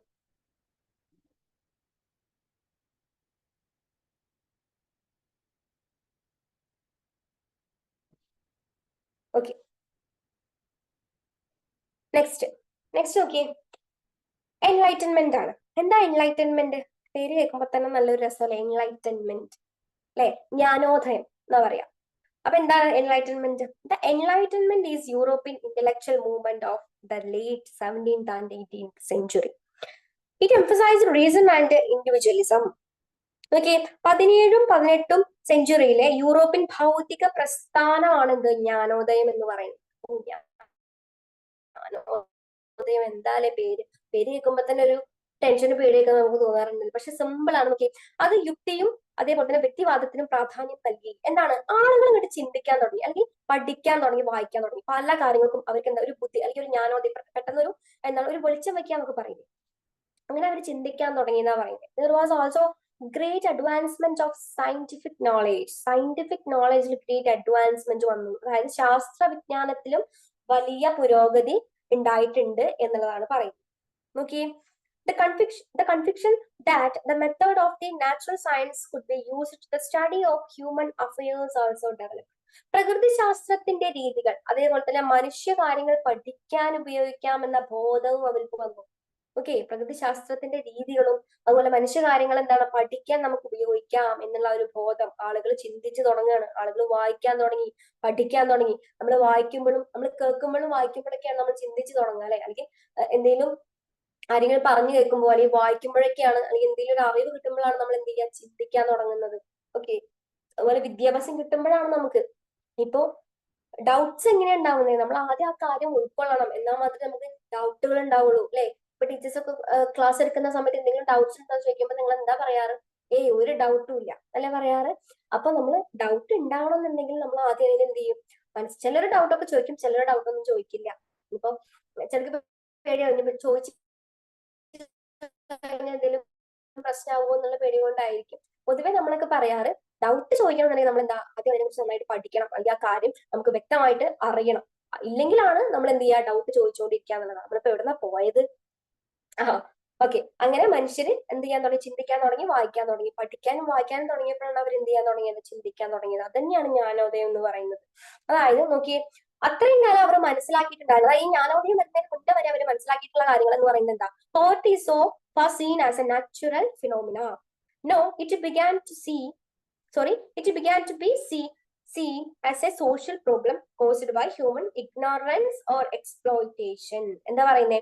അതായത് ജ്ഞാനോദയം വരുന്നതിന് മുന്നേ വരെ ആളുകൾ വിചാരിച്ചിട്ടുണ്ടായിരുന്നത് ഈ ദാരിദ്ര്യം എന്ന് പറയുന്നത് അത് സ്വാഭാവികമാണ്, അല്ലെങ്കിൽ അതൊരു സംഭവമാണ്. എന്താണ്, താഴെ വരുന്ന ഒരു നാച്ചുറൽ ഫിനോമിനയാണ്, അല്ലെങ്കിൽ നാച്ചുറൽ പ്രതിഭാസമാണ് അത് എന്നുള്ളത്. അതിന് അത് ഒരു കോമൺ ആണ് എന്നുള്ളതാണ്. പക്ഷേ പിന്നീട് അവരത് മനസ്സിലാക്കുക, എൻലൈറ്റ്മെന്റ് കിട്ടിയതിനു ശേഷം നമ്മൾ പറഞ്ഞവർ ചിന്തിക്കാനും പഠിക്കാനും തുടങ്ങി. അങ്ങനെ അവർ മനസ്സിലാക്കുന്ന കാര്യം എന്താ, അതൊരു മനുഷ്യന്റെ കാര്യമാണ്. എന്ത്, ദാരിദ്ര്യം എന്ന് പറയുന്നത് മനുഷ്യന്റെ കാര്യമാണ്. അതായത് മനുഷ്യരെ ചൂഷണം ചെയ്യുമ്പോൾ ഉണ്ടാകുന്നതാണ് ഈ ഒരു ദാരിദ്ര്യം എന്നത് അവര് മനസ്സിലാക്കുകയാണ്. ഓക്കെ, സമൂഹത്തിന്റെ ഒരു പ്രശ്നമാണ്, സമൂഹത്തിൽ ഉണ്ടാകുന്ന ഒരു പ്രശ്നമാണെന്ന് അവര് പിന്നീട് മനസ്സിലാക്കുകയാണ്. ആദ്യം അവരെന്താ ചിന്തിച്ചിരുന്നത്, അതൊരു നാച്ചുറൽ ഫിനോമിന, അല്ലെങ്കിൽ ഒരു അതൊക്കെ എന്താണ് കോമൺ ആണെന്നുള്ളത്.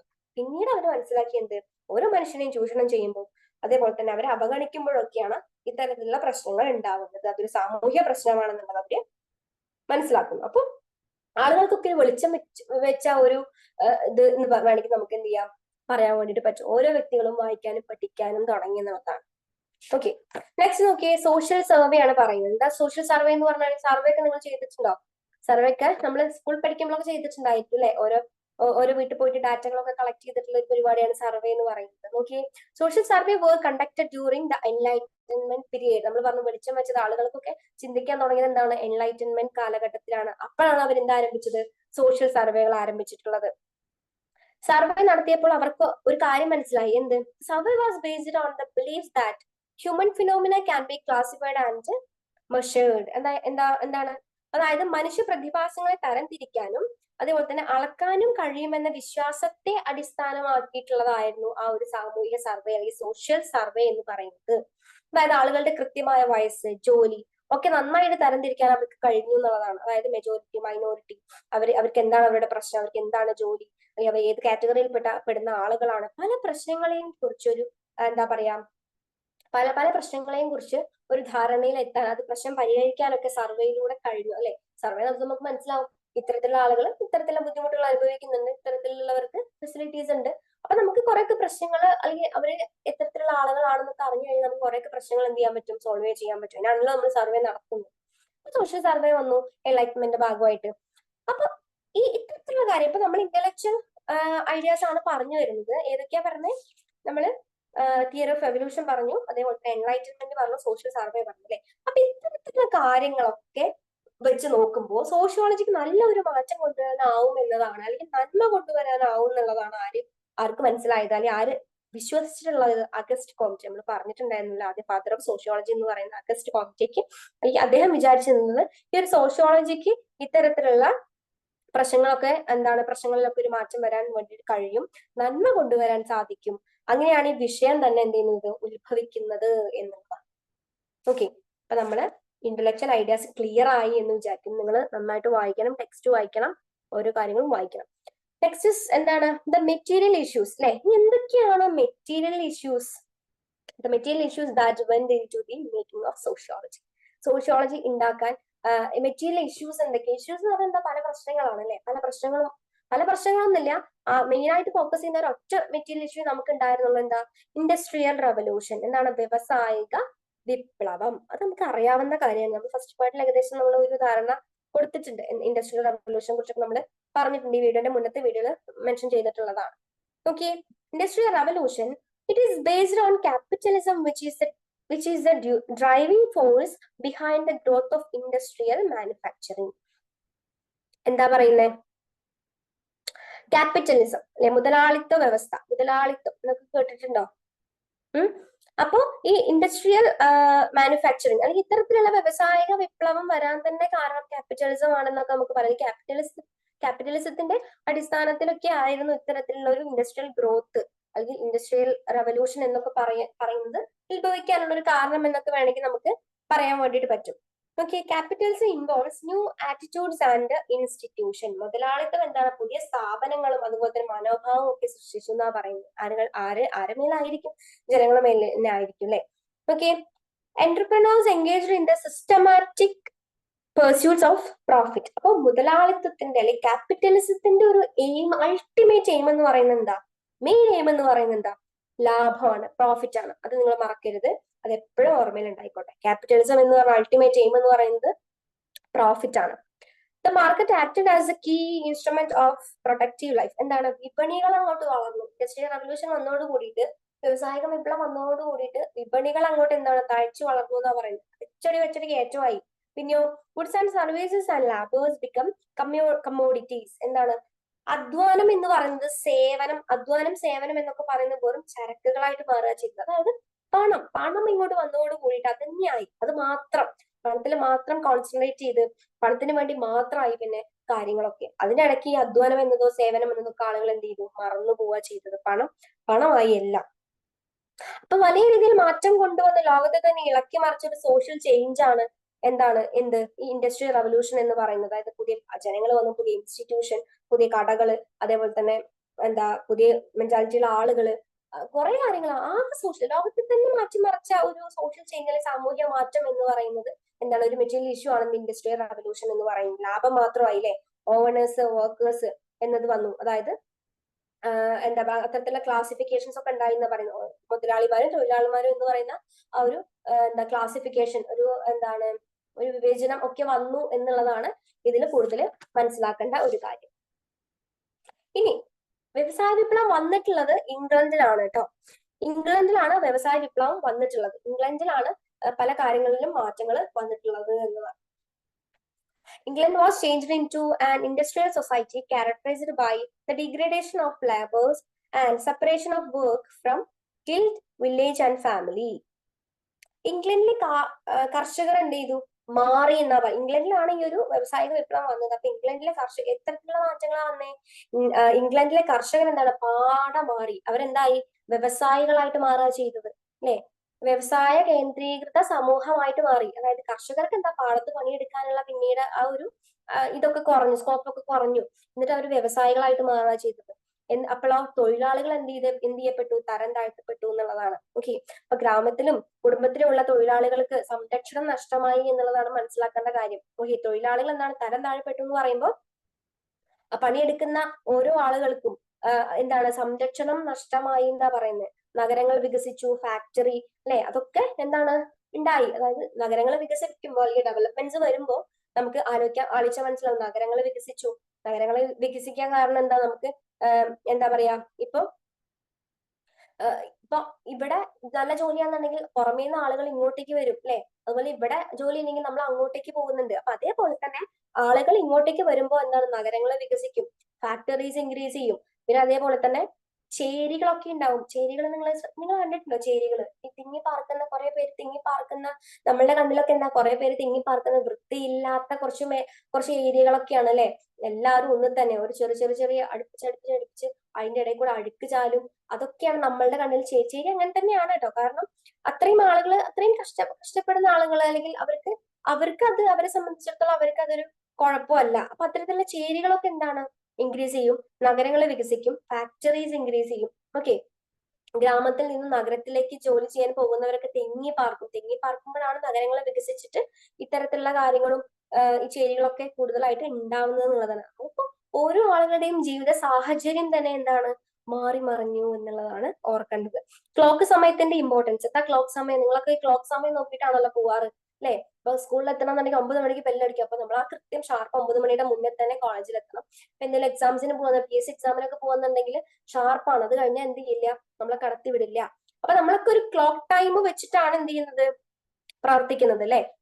പിന്നെയോ അന്നത്തെ കാലത്ത് ഈ ക്ലോക്ക് സമയത്തിന് ഇമ്പോർട്ടൻസ് കൊടുത്തു എന്ന് പറയുമ്പോൾ വർക്കിംഗ് ടൈം ഒക്കെ എന്താണ്, ടൈം പീരീഡ് തുടങ്ങി. ഓരോ വർക്കിനും ടൈം പീരീഡ് തുടങ്ങി. അതായത് കൃത്യസമയത്ത് ജോലിക്ക് എത്തുക, അല്ലെങ്കിൽ സമയത്തിന് ഒരു കൃത്യത അവര് വരുത്തി എന്നുള്ളതാണ്. രാവിലെ മുതൽ ഇന്ന സമയം വരെ അവര് പ്രവർത്തിച്ചു. ഓക്കെ, പിന്നെ ഫാക്ടറീസ് ആയാലും ജോലി സമയം കൃത്യമായി പാലിച്ചു എന്നുള്ളതാണ്. ഇതൊക്കെ ഓരോ മാറ്റങ്ങൾ, ഓരോ വ്യക്തിപരമായിട്ടുള്ള മാറ്റങ്ങളാണെന്ന് നമുക്ക് പറയാം. ഓരോ ഇൻഡിവിജ്വൽസിനെയും അത് എന്ത് ചെയ്തു, വളരെയധികം എഫക്ട് ചെയ്തിട്ടുണ്ട് എന്നുള്ളതാണ്. ഓക്കെ, അപ്പൊ മെറ്റീരിയൽ ഇഷ്യൂ ഇതാണ്. ഇൻഡസ്ട്രിയൽ റവല്യൂഷൻ ആണ് മെറ്റീരിയൽ ഇഷ്യൂ. ആകെ ഒന്നേ ഉള്ളൂ. ഇന്റലക്ച്വൽ ആണെന്നുണ്ടെങ്കിൽ നിങ്ങൾ അത് അത്രയും നോക്കിക്കോളൂ കേട്ടോ. നെക്സ്റ്റ് വന്നിട്ട് സ്കോപ്പ് ഓഫ് സോഷ്യോളജി. ഇത് ഇമ്പോർട്ടന്റ് ആണ്. ഇത് എല്ലാ എക്സാമിനും നമ്മുടെ അടുത്ത് ചോദിക്കാറുണ്ട്. എന്താണ് സോഷ്യോളജി, നമ്മൾ എന്തിനാ പഠിക്കുന്നത്? അതൊരു ചോദ്യമാണ്. പക്ഷെ നമ്മൾ എക്സാമിന് വരുന്ന ഒരിക്കലും നമ്മൾ എന്ത് ചെയ്യില്ല, ചിന്തിക്കില്ല. എന്തിനാ നമ്മൾ സോഷ്യോളജി പഠിക്കുന്നത് അല്ലെ. അതൊരു കാര്യമാണ്. എന്തിനാണ് സോഷ്യോളജി പഠിക്കുന്നത്? സോഷ്യോളജിയുടെ സ്കോപ്പ് എന്താണ്? The scope of sociology എന്താണ്, is wide അല്ലെ. ആദ്യത്തെ പോയിന്റ് എന്താ, സോഷ്യോളജിയുടെ വ്യാപ്തി എന്ന് പറയുന്നത് വളരെയധികം വൈഡ് ആണെന്നുള്ളത്. വ്യാപ്തി വളരെയധികം വലുതാണ് എന്നുള്ളതാണ് ആദ്യത്തെ പോയിന്റ്. ഇത് ഇമ്പോർട്ടന്റ് ചോദ്യമാണ്. ഇത് എന്തായാലും എക്സാമിന് ചോദിക്കും. ഇത് നിസ്സാരമായിട്ട് തള്ളി കളയരുത്. ഈ ക്വസ്റ്റ്യൻ എന്തായാലും ഷുവർ ആണ് എക്സാമിന്. വിപുലമാണ് അല്ലെ. വ്യാപ്തി എന്ന് പറയുന്നത് വളരെയധികം വലുതാണ് എന്ത്, സോഷ്യോളജി. നെക്സ്റ്റോ, വ്യക്തികൾ തമ്മിലുള്ള പരസ്പര ബന്ധത്തെയാണ് അത് എന്ത് ചെയ്യുന്നത്, ഡിസ്കസ് ചെയ്യുന്നത്. മെയിൻ ആയിട്ട് നിങ്ങൾ മനസ്സിലാക്കുക, ഷോർട്ട് പോയിന്റ് ഞാൻ ഒരു 4 പോയിന്റ് ഞാൻ പറഞ്ഞു തരാം. അതെന്താണ്, സ്കോപ്പ് ഓഫ് സോഷ്യോളജി ചോദിച്ചു കഴിഞ്ഞാൽ വൈഡ് ആണെന്ന് പറയാം. അതേപോലെ തന്നെ അനലൈസിങ് ഇന്റർപേഴ്സണൽ റിലേഷൻഷിപ്പിനെ കുറിച്ച് പഠിക്കുന്നത്. മൂന്നാമത് സ്റ്റഡി ഓഫ് നാഷണൽ ഇഷ്യൂവിനെ കുറിച്ച് പഠിക്കുന്നത്. പിന്നെയോ analysing the global process. Okay, ആഗോളപരമായിട്ടുള്ള അല്ലെങ്കിൽ ആഗോള പ്രക്രിയയെ പഠിക്കുന്നു. ഈ 4 പോയിന്റ് എന്തായാലും നിങ്ങൾ നിങ്ങളുടെ ആൻസർ ഷീറ്റിൽ എന്ത് ചെയ്യുക, ഉൾപ്പെടുത്തുക എന്നുള്ളതാണ്. സ്കോപ്പ് ഓഫ് സോഷ്യോളജിയിൽ ഇത് 3 സിമ്പിൾ അല്ലേ. ഓക്കേടാ, wide, interpersonal relationship, national issues, global issues, ഇത്രയേ ഉള്ളൂ. അല്ലെങ്കിൽ ഗ്ലോബൽ പ്രോസസ്. ഇത്രയും കാര്യങ്ങൾ നിങ്ങൾ എന്ത് ചെയ്യുക, സ്കോപ്പ് ഓഫ് സോഷ്യോളജി ചോദിച്ചു കഴിഞ്ഞാൽ എഴുതും. ഇനി നമുക്ക് ഡിസ്കസ് ചെയ്യാം. എന്താണ്, വിപുലമാണെന്ന് ഞാൻ പറഞ്ഞില്ലേ, ഭയങ്കര വൈഡ് ആണ് സംഭവം. ഓക്കെ, വ്യക്തികൾ തമ്മിലുള്ള പരസ്പര ബന്ധത്തെയാണ് വിശകലനം ചെയ്യുന്നത്. നമുക്കറിയാം സോഷ്യോളജി എന്താണ്, സമൂഹത്തെ കുറിച്ച് പഠിക്കാനുള്ളതാണ്. സമൂഹത്തെ കുറിച്ച് പഠിക്കുക എന്ന് പറയുമ്പോൾ സമൂഹത്തെ കുറിച്ച് പഠിക്കുക എന്ന് പറയുമ്പോൾ എന്താ, ഓരോ വ്യക്തികൾ തമ്മിലുള്ള ബന്ധം, പരസ്പര ബന്ധത്തെയാണ് അത് എന്ത് ചെയ്യുന്നത്, വിശകലനം ചെയ്യുന്നത്. ഓക്കെ, അടുത്തത് അനലൈസിങ് ഇന്റർപേഴ്സണൽ റിലേഷൻഷിപ്പ്. ഞാൻ പറഞ്ഞു പരസ്പര ബന്ധത്തെയാണ് വിശകലനം ചെയ്യുന്നത്. ഇപ്പൊ നമുക്കറിയാം ഫാമിലി അല്ലെ, ഫാമിലി നമ്മൾ തമ്മിലുള്ള ബന്ധം. ഇപ്പൊ സ്കൂളാണെന്നുണ്ടെങ്കിൽ വിദ്യാർത്ഥികള്, അധ്യാപകര് തമ്മിലുള്ള ബന്ധം. അപ്പൊ ആളുകൾ എങ്ങനെ ഇന്ററാക്ട് ചെയ്യുന്നു. ഓക്കെ, ഫാമിലിയുടെ കണ്ണില് ഇപ്പൊ അച്ഛനും അമ്മയും കുട്ടികളും എങ്ങനെയാണ് ഇന്ററാക്ട് ചെയ്യുന്നത്, അല്ലെങ്കിൽ അവര് തമ്മിലുള്ള ബന്ധം. അതേപോലെ തന്നെ വിദ്യാർത്ഥികളും അധ്യാപകരും തമ്മിലുള്ള ബന്ധം. അപ്പൊ ഇത്തരത്തിലുള്ള ബന്ധങ്ങളൊക്കെയാണ് അല്ലെങ്കിൽ അത് പഠിക്കാൻ വേണ്ടിയിട്ട് സോഷ്യോളജി നമ്മളെ സഹായിക്കുന്നു. നെക്സ്റ്റ് എന്താ, സ്റ്റഡി ഓഫ് നാഷണൽ ഇഷ്യൂ. എന്താണ് നാഷണൽ ഇഷ്യൂസ്? ദേശീയ പ്രശ്നങ്ങളെ കുറിച്ച് പഠിക്കുന്നു അല്ലെ. ദേശീയ തലത്തിൽ വരെ എന്താണ് പിടിപാടുണ്ട് കേട്ടോ സോഷ്യോളജിക്ക്. അത് മനസ്സിലാക്കി വയ്ക്കുക. ദേശീയ പ്രശ്നങ്ങളെ കുറിച്ച് പഠിക്കുന്നുണ്ട്. ഓക്കെ, എന്താണ് റെലവെന്റ് ടോപ്പിക്സ്.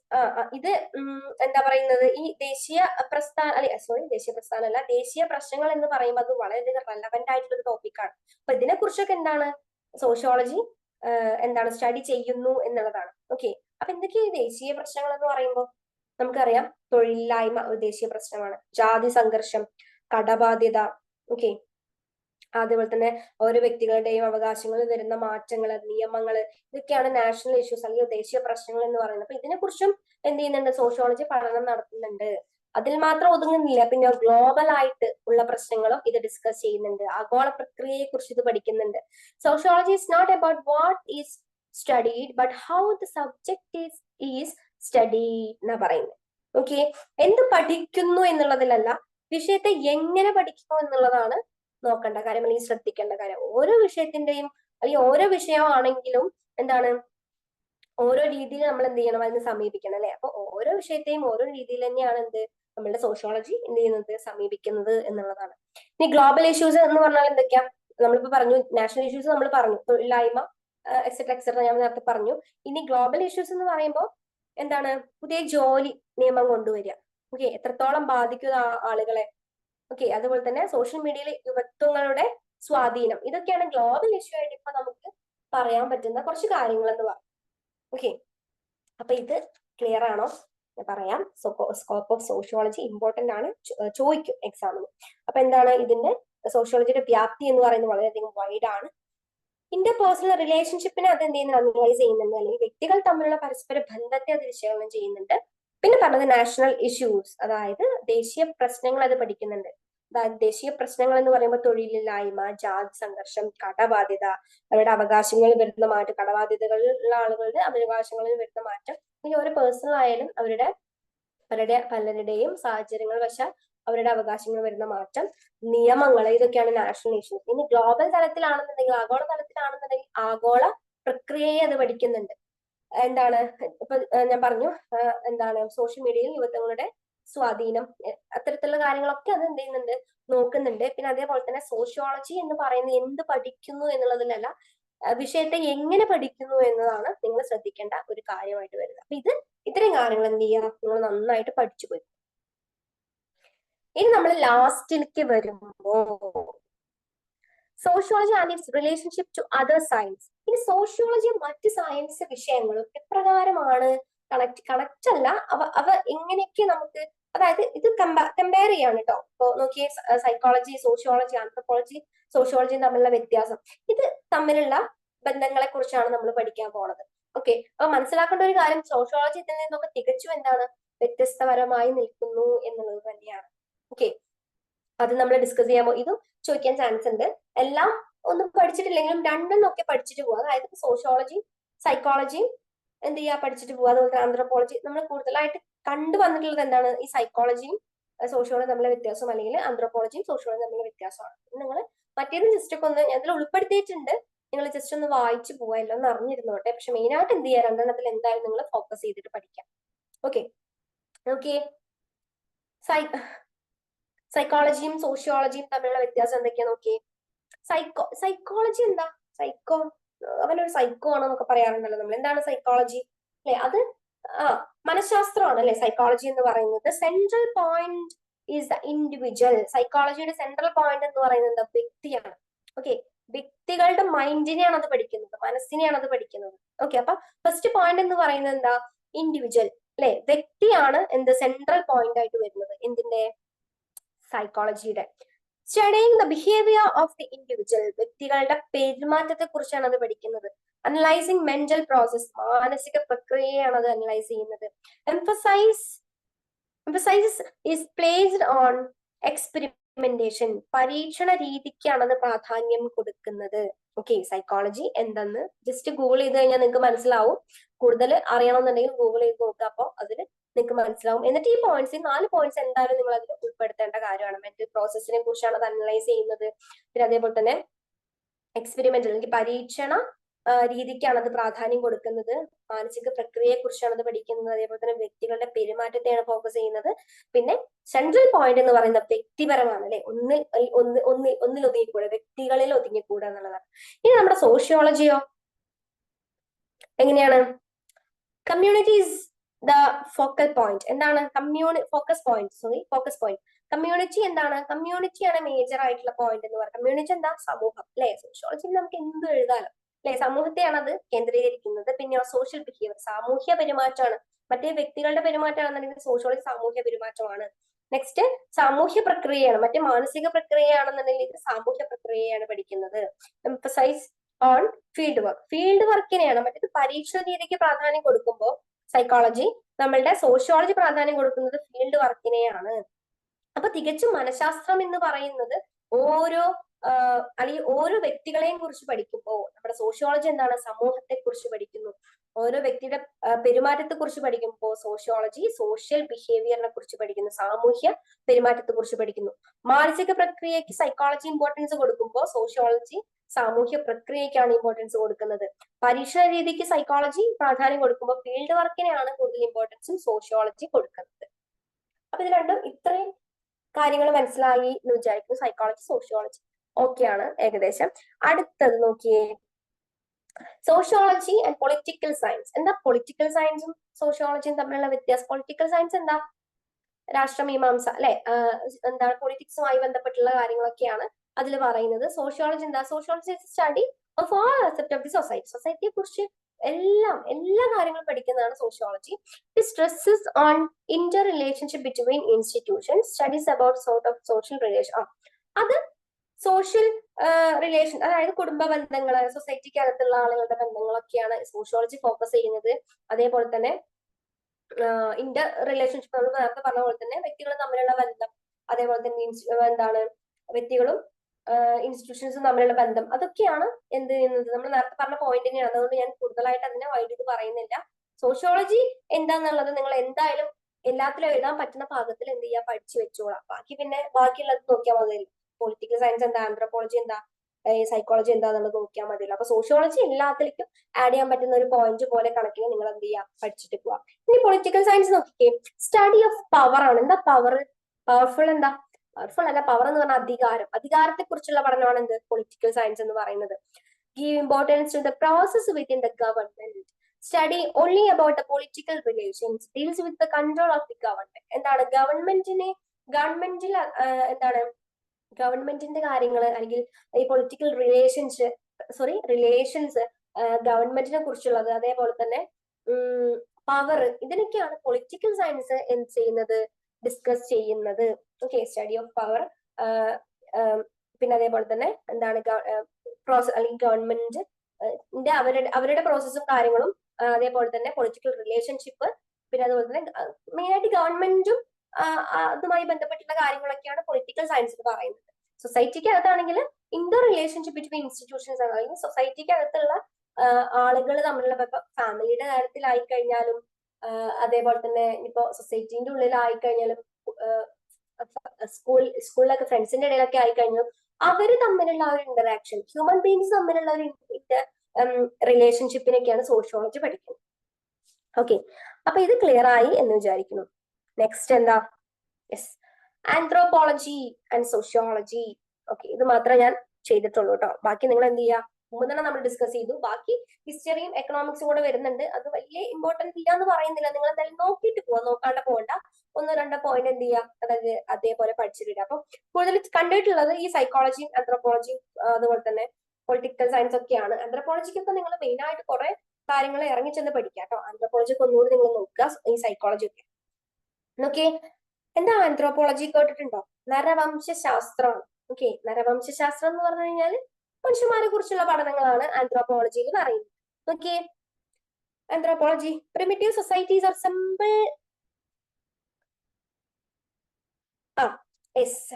സിമ്പിൾ സ്റ്റഡീസ് ആണ്. പ്രിമിറ്റീവ് സൊസൈറ്റി എന്താ? പ്രിമിറ്റീവ് സൊസൈറ്റി എന്ന് പറഞ്ഞു കഴിഞ്ഞാല്, പ്രിമിറ്റീവ് സൊസൈറ്റി എന്ന് നമ്മൾ പറയുമ്പോൾ ഈ ആദിവാസി അത്തരത്തിലുള്ള ആളുകൾ, എക്സാമ്പിൾ പറയുകയാണെങ്കിൽ ആദിവാസികൾ. ഓക്കെ, അപ്പൊ പ്രിമിറ്റീവ് സൊസൈറ്റീസ് ഓഫ് സിമ്പിൾ സ്റ്റഡിയാണ്, അല്ലെങ്കിൽ സിമ്പിൾ സൊസൈറ്റീന്റെ ഒരു സ്റ്റഡിയാണ് അല്ലെ. പ്രിമിറ്റീവ് സൊസൈറ്റീന്റെ അല്ലെങ്കിൽ സിമ്പിൾ സൊസൈറ്റീന്റെ ഒരു സ്റ്റഡി. ഒരു ലളിതമാണ്. എന്ത് ലളിതം എന്ന് പറഞ്ഞു കഴിഞ്ഞാൽ അങ്ങനെയല്ല, കുഴപ്പമില്ല, നമുക്ക് ബുദ്ധിമുട്ടില്ല. അത് സിമ്പിൾ സൊസൈറ്റീനെ കുറിച്ചൊക്കെയുള്ള ഒരു പഠനമാണ്. കുഴപ്പമില്ല. പ്രിമിറ്റീവ് സൊസൈറ്റി എന്ന് പറയുമ്പോൾ എക്സാമ്പിൾ ഞാൻ പറഞ്ഞല്ലോ, അപ്പൊ ആദിവാസി, അവരെ കുറിച്ച് പഠിക്കുക. ഓക്കെ, അവരുടെ കാര്യങ്ങൾ എങ്ങനെയൊക്കെയാണ് എന്നുള്ളത്. നെക്സ്റ്റ് ഏരിയ ബേസ്ഡ് ലേണിംഗ് എന്നാ പറയുന്നത്. അതായത് പ്രദേശങ്ങളെ അടിസ്ഥാനമാക്കിയിട്ടുള്ള പഠനം. ഓരോ പ്രദേശങ്ങളെയും അല്ലെങ്കിൽ ഓരോ വിഭാഗത്തിൽപ്പെട്ട ആളുകളെ അല്ലെങ്കിൽ ഓരോ വിഭാഗത്തിൽപ്പെട്ട സമൂഹത്തെ പഠിക്കുന്നതാണ് എന്ത് anthropology.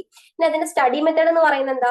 Data collection using field work and ethnographies എന്ന് പറയാം. എന്താണ് എത്തനോഗ്രാഫിസ് എന്ന് പറഞ്ഞു കഴിഞ്ഞാല്? എത്തനോഗ്രാഫിക് സ്റ്റഡീസ് എന്ന് പറഞ്ഞു കഴിഞ്ഞാൽ എന്താ അറിയോ?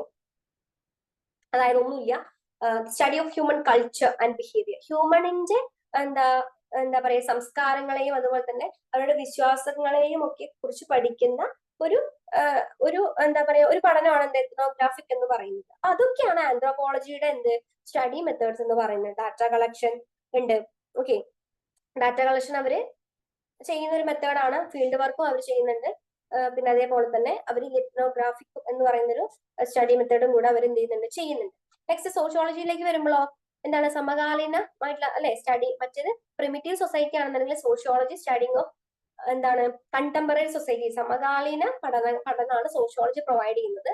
പിന്നെ studying complex societies, religion, caste, mobility, bureaucracy അല്ലെ സങ്കീർണ സമൂഹത്തിനെ കുറിച്ചുള്ള പഠനമാണ് എന്ത് നമ്മുടെ സോഷ്യോളജി എന്ന് പറയുന്നത്. അവരുടെ സ്റ്റഡി മെത്തേഡ്സ് എന്തൊക്കെയാ? Data collection methods such as എന്താണ് സർവേ ക്വസ്റ്റ്യൻസ്, സർവേ ക്വസ്റ്റ്യനെയർ, അങ്ങനെയൊക്കെയാണ് അവരുടെ സ്റ്റഡി മെത്തേഡ്. അപ്പൊ ആന്ത്രോപോളജി എന്ന് പറഞ്ഞാൽ പ്രിമിറ്റീവ് ആൻഡ് ഇലിറ്ററേറ്റ് സൊസൈറ്റീസ് എന്ന് പറയാം. ഒരു പ്രത്യേക വിഭാഗത്തിൽപ്പെട്ട എക്സാമ്പിൾ ആദിവാസികളെ തന്നെ നിങ്ങൾ പറയാം. പ്രിമിറ്റീവ് സൊസൈറ്റിയെ കുറിച്ചുള്ള സിമ്പിൾ സൊസൈറ്റിയെ കുറിച്ചുള്ള ഒരു പഠനമാണ് എന്ത് ആന്ത്രോപോളജി എന്ന് പറയുന്നത്. പിന്നെ പ്രദേശങ്ങളെ അടിസ്ഥാനമാക്കിയുള്ള പഠനമാണ്. ഫീൽഡ് വർക്ക് അവർ ഉപയോഗിക്കുന്നുണ്ട്. എത്നോഗ്രാഫിക് സ്റ്റഡി മെത്തേഡ് അവർ ഉപയോഗിക്കുന്നുണ്ട്. ഡാറ്റ കളക്ഷൻ അവർ ഉപയോഗിക്കുന്നുണ്ട്. സോഷ്യോളജി ആണെങ്കിൽ കണ്ടംപററി സൊസൈറ്റിയാണ്, അല്ലെങ്കിൽ സമകാലീന പഠനമാണ്. സങ്കീർണ സമൂഹത്തെ കുറിച്ചുള്ള പഠനമാണ്. സർവേയും ക്വസ്റ്റ്യനെയർ ഒക്കെയാണ് അവർ ഉപയോഗിക്കുന്നത്. അപ്പൊ ഇത്രയേ ഉള്ളൂ നമ്മൾ ഈ ഒരു ഫസ്റ്റ് ചാപ്റ്റർ എന്ന് പറയുന്നത്. ആദ്യത്തെ പാർട്ടിൽ നമ്മൾ ഇൻട്രൊഡ്യൂസിങ് സോഷ്യോളജി വരെ ആയിരുന്നു പറഞ്ഞിട്ടുണ്ടായിരുന്നത്. പെട്ടെന്ന് ഒന്ന് ചുരുക്കി പറയാം. മൊത്തത്തിലൊന്ന് നമുക്കൊന്നുകൂടെ നോക്കാം. ഇത്രയും കാര്യങ്ങൾ നമ്മൾ ഇന്ന് പഠിച്ചു അല്ലെ. ഇൻട്രൊഡ്യൂസിങ് സോഷ്യോളജി വരെ നമ്മൾ പറഞ്ഞു നിർത്തുന്നത്. ഇന്നത്തെ ക്ലാസ്സിൽ കോമൺ സെൻസ് നോളജും സോഷ്യോളജിയും തമ്മിലുള്ള വ്യത്യാസം നമ്മൾ പറയാം. കോമൺ സെൻസ് അല്ലെങ്കിൽ സാമാന്യ ജ്ഞാനം എന്ന് പറയുന്ന ഓരോ വ്യക്തികളിലും അടിസ്ഥാനപ്പെടുത്തിയിട്ടുള്ള അവരുടെ നിഗമനവും ഊഹങ്ങളൊക്കെയാണ്. തെറ്റാവാം അല്ലെങ്കിൽ ശരിയാവാം. സോഷ്യോളജി എന്ന് പറയുന്ന കൃത്യമായിട്ട് ഫ്രെയിം വർക്ക് അല്ലെങ്കിൽ കൃത്യമായിട്ട് ശാസ്ത്രീയപരമായിട്ട് തന്നെ പരിശോധിച്ച് തെളിവ് സഹിതമാണ് അവരൊരു കാര്യം അംഗീകരിക്കുന്നത്. അതിലെന്താണ് ഒരു കൃത്യമായിട്ടുള്ള ഒരു ചട്ടക്കൂട് എന്ന് പറയുന്നത് ഉണ്ട്. സാമാന്യ ജ്ഞാനത്തിൽ ചട്ടക്കൂടും കാര്യങ്ങളൊന്നുമില്ല. അത് എന്താണ് അതിന് കൂടുതലായിട്ട് ചോദ്യം ചെയ്യലൊന്നുമില്ല. പക്ഷെ സോഷ്യോളജി അങ്ങനെയല്ല. കൃത്യമായിട്ട് അതിനെ യാഥാർത്ഥ്യത്തെ അവർ അറിയാൻ ശ്രമിക്കുന്നുണ്ട് എന്നുള്ളതാണ്. നെക്സ്റ്റ് പോവർട്ടി, എങ്ങനെയാണ് കോമൺ സെൻസും അതേപോലെ തന്നെ സോഷ്യോളജിയും അവരെങ്ങനെയാണ് പോവർട്ടിയെ കാണുന്നത്, അല്ലെങ്കിൽ ജനങ്ങളെ പാവങ്ങളാവാൻ ഉള്ള കാരണങ്ങൾ രണ്ടുപേരുടെ വ്യൂ പോയിന്റിലും എന്താണ് വളരെയധികം രണ്ടും തികച്ചും വ്യത്യസ്തമാണ്. ഒന്നെന്ന് വെച്ചാൽ കോമൺ സെൻസ് എന്ന് വെച്ചാൽ ഓരോ പേഴ്സണെയും അല്ലെങ്കിൽ ഓരോ വ്യക്തികളെയും സംബന്ധിച്ചാണ് പ്രശ്നങ്ങൾ പറയുന്നത്. സോഷ്യോളജിക്കൽ എക്സ്പ്ലനേഷനിലേക്ക് വന്നു കഴിയുമ്പോൾ എന്താണ് സൊസൈറ്റി, ഹോൾ സൊസൈറ്റീനെ തന്നെ അവർ എന്ത് ചെയ്യുന്നുണ്ട് പറയുന്നുണ്ട്. അതായത് ലോ വേജസ്, അവർക്ക് ഓപ്പർച്യൂണിറ്റി കിട്ടുന്നില്ല, കുറഞ്ഞ വേതനം, ജോലിക്ക് സ്ഥിരതയില്ലായ്മ. നേരെ മറിച്ച് കോമൺ സെൻസ് ആണെങ്കിൽ എന്താണ് പണിക്ക് പോകില്ല, അല്ലെങ്കിൽ ബുദ്ധി ഇല്ലാഞ്ഞിട്ടായിരിക്കും, അല്ലെങ്കിൽ വരവ് ചെലവ് ഒന്നിച്ച് കൊണ്ടുപോകാൻ പറ്റാത്തത് കൊണ്ടായിരിക്കും അവര് ഈ ഒരു ഇത് ഫേസ് ചെയ്യുന്നത് എന്നുള്ളതാണ്. നെക്സ്റ്റ് നമ്മൾ പറഞ്ഞത് എന്താ? ഇന്റലക്ച്വൽ ഐഡിയാസും മെറ്റീരിയൽ ഇഷ്യൂസും. അതിൽ ഇന്റലക്ച്വൽ ഐഡിയാസിൽ നമ്മൾ തിയറി ഓഫ് എവല്യൂഷൻ പറഞ്ഞു, ഫ്രഞ്ച് റവല്യൂഷൻ പറഞ്ഞു, അതേപോലെ തന്നെ എൻലൈറ്റൻമെന്റും സോഷ്യൽ സർവേ. അപ്പൊ ഇത് എല്ലാം എന്ത് ചെയ്തിട്ടുണ്ട്? ഈ ഒരു സോഷ്യോളജി എന്ന് പറയുന്ന ഒരു സബ്ജക്ട് ഉണ്ടായി വരാൻ വളരെയധികം കാരണമായിട്ടുണ്ട് എന്നുള്ളതാണ്. ഓക്കെ, നെക്സ്റ്റ് നമ്മൾ പറഞ്ഞത് എന്താ? Material issue, industrial revolution. അത് ലോകത്തെ പാടെ തന്നെ മാറ്റിമറിച്ചിട്ടുള്ള ഇൻഡസ്ട്രിയൽ റവല്യൂഷൻ വരുമ്പോൾ ക്യാപിറ്റലിസം ഒക്കെ എന്തായാലും നിങ്ങൾ മസ്റ്റ് ആയിട്ട് എന്ത് ചെയ്യുക, ഉൾപ്പെടുത്താൻ വേണ്ടിയിട്ട് ശ്രമിക്കുക.